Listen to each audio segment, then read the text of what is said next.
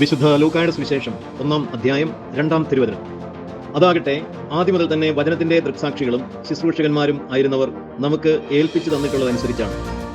ഈശോയിൽ സ്നേഹം നിറഞ്ഞ സഹോദരങ്ങളെ, വിശുദ്ധ ലൂക്ക സുവിശേഷം എഴുതുന്നത് വചനത്തിന്റെ ദൃക്സാക്ഷികളും ശുശ്രൂഷകരുമായിരുന്ന ആളുകൾ ഏൽപ്പിച്ച് കൊടുത്തതിന്റെ അടിസ്ഥാനത്തിലാണ്. എന്ന് പറയുമ്പോൾ വിശുദ്ധ മത്തായിയും വിശുദ്ധ യോഹന്നാനും സുവിശേഷം എഴുതുന്നത് അവർ നേരിട്ട് കണ്ടനുഭവിച്ചതാണ്. അതുകൊണ്ടാണ് യോഹന്നാൻ ഇപ്രകാരം പറയുന്നത്: വചനം മാംസം ധരിച്ച് നമ്മുടെ ഇടയിൽ വസിച്ചു, നമ്മൾ ഏകജാതന്റേതായ അവന്റെ മഹത്വം ദർശിക്കുകയും ചെയ്തു. നേരിട്ട് കണ്ടതാണ് യോഹന്നാൻ.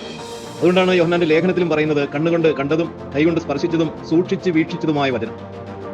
അങ്ങനെ എന്നാൽ ലൂക്ക അവരോടൊപ്പം ആദ്യം മുതൽ ഉണ്ടായിരുന്ന ആളായിരുന്നില്ല.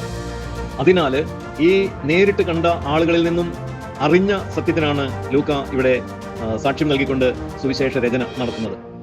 എന്നാൽ ആദ്യം മുതൽ ഉണ്ടായിരുന്ന മത്തായിയും യോഹന്നാനുമാകട്ടെ ഈശോയുടെ ജനനത്തെപ്പറ്റിയും ബാല്യത്തെപ്പറ്റിയും എല്ലാം ചോദിച്ചറിഞ്ഞ് തന്നെയാണ് എഴുതിയിരിക്കുന്നത്. അവർക്കതും അപ്രാപ്യമായിരുന്നിരിക്കാം. ഇനി വചനത്തിന് ദൃക്സാക്ഷികളാകുക. വചനം ദൃക്സാക്ഷി എന്ന് പറഞ്ഞാൽ കണ്ണുകൊണ്ട് കാണുക എന്നാണ്. വചനത്തെ എങ്ങനെയാണ് കണ്ണുകൊണ്ട് കാണുന്നത്? അതാണ് യോഹന്നാൻ പറയുന്നത്, വചനം മാംസം ധരിച്ച് നമ്മുടെ ഇടയിൽ വസിച്ചു, ഞങ്ങൾ കണ്ടു. അപ്പോൾ മാംസം ധരിച്ച വചനത്തിന്, മനുഷ്യനായി അവതരിച്ച ദൈവവചനം നേരിട്ട് കണ്ടവരും കൈകൊണ്ട് തൊട്ടവരുമാണ് സാക്ഷ്യം നൽകിയിരിക്കുന്നത്. അപ്പോൾ അതേത് വചനമാണ്? കേവലം ശബ്ദമല്ല, മാംസരൂപത്തിൽ മനുഷ്യനായിട്ട് മനുഷ്യരുടെ ഇടയിൽ വന്ന ദൈവത്തിന്റെ വചനമാണ്. ഈ വചനത്തിന്റെ സാക്ഷികളും ശുശ്രൂഷകരുമായിരുന്ന അപ്പോസ്തലന്മാർ. തീർച്ചയായിട്ടും വിശുദ്ധ ലൂക്ക എഴുതുന്നത് പൗലോസിൽ നിന്ന് കേട്ടറിഞ്ഞതും മറ്റു ശിഷ്യന്മാരിൽ നിന്ന് കേട്ടറിഞ്ഞതുമായ അറിവിന്റെ അടിസ്ഥാനത്തിലാണ്. പിന്നെ അദ്ദേഹത്തിന്റെ സ്വന്തമായ ദൈവാനുഭവം. ആകയാൽ ലൂക്ക ഇപ്രകാരം പറയുന്നു, വചനത്തിന്റെ ദൃക്സാക്ഷികളും ശുശ്രൂഷകരുമായവരിൽ നിന്നും ഏൽപ്പിച്ചു തന്നതനുസരിച്ചാണ് ഇവിടെ വചനം എഴുതപ്പെടുന്നത്. ഒത്തിരി സ്നേഹമുള്ള സഹോദരങ്ങളെ, വചനം കേവലം ഒരു ശബ്ദമല്ല, അതൊരു വ്യക്തിയാണ്. ആ വ്യക്തി യേശുവാണ്. ആ യേശു മനുഷ്യനായിട്ട് അവതരിച്ച ദൈവമാണ്. അവൻ മനുഷ്യരുടെ ഇടയിൽ ആയിരുന്നു. അവന് സാക്ഷികളായിരുന്നു അപ്പോസ്തലന്മാർ.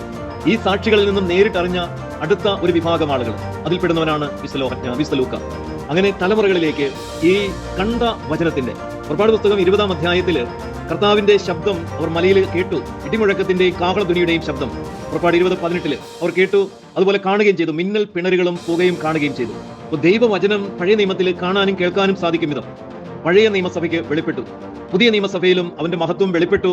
യോഹന്നാനും പത്രോസും യാക്കോബും ആ രൂപാന്തരീകരണ മലയിൽ വെച്ച് അവന്റെ മഹത്വം ദർശിച്ചു.